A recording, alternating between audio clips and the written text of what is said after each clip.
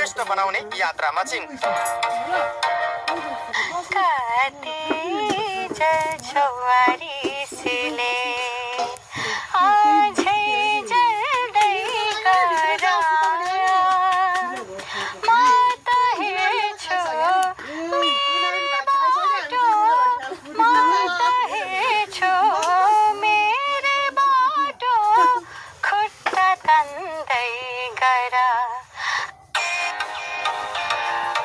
The voice of नेपालको त्यो मञ्च जहाँ हजारौं सपनाहरू ठोकिन्छन्, भाविका पनि त्यही सपना बोकेर उज्यालो अनुहार, निधारमा कालो टीका र हल्का डर मिश्रित भावका साथ मञ्चमा उत्रिएकी थिइन्।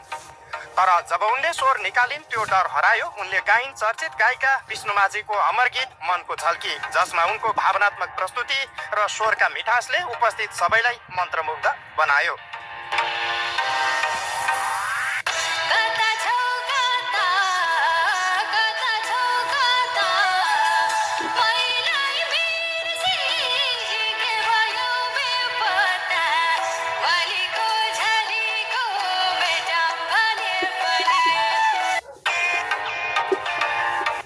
क्षण अविस्मरणीय बन्यो। चारैजना कोचहरू राजु लामा, प्रमोद खरेल, मेलिना राई र खेम सेन्चुरीले कुर्सी घुमाए। भाविकाको स्वरमा एउटा पवित्रता थियो, न अभिनय न नक्कल, केवल आत्माबाट आएको सङ्गीत थियो। अन्ततः उनले कोच प्रमोद खरेलको टिम चयन गरिन्, ब्याटल राउन्डतर्फ अघि बढेकी छिन्। कोच प्रमोदले पनि उनको स्वरको प्रशंसा गर्दै भनेका थिए, भाविका, तिम्रो स्वरमा त्यो राम्रोपन छ जहाँ हामीलाई नेपाली सङ्गीतको भविष्यमा चाहिन्छ। तिमी केवल गीत गाउने मान्छे होइनन्, गीतलाई महसुस गर्न सक्ने एउटा कलाकार हो। तपाईँ जाजरकोटबाट आउनु भएको कि यतै बस्नुहुन्छ कि जाजरकोटै बस्नुहुन्छ हौ? यतै बस्छु। जानीहरू सिकिरहनु भएको छ कि छैन? अब भर्खर सिक्दैछु। भर्खर सिक्दै हुनुहुन्छ? प्र्याक्टिस गर्दै हुनुहुन्छ? हजुर। भाविका अहिले औपचारिक रूपमा सङ्गीत अध्ययन गर्दैछिन् र नयाँ शैली सिक्ने प्रयासमा छिन्। परिवारले पनि उनको सपनालाई समर्थन गर्दै अगाडि बढ्न प्रेरणा दिँदै आइरहेका छन्। तपाईँले गीत गाउँछु भन्दाखेरि के भन्नुभयो नि?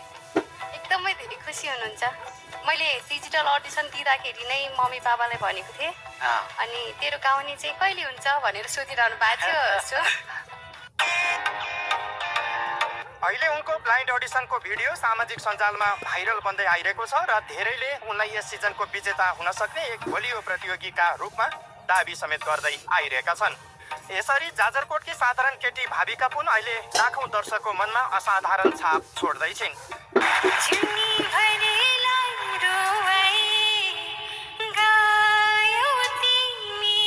सबैजनाले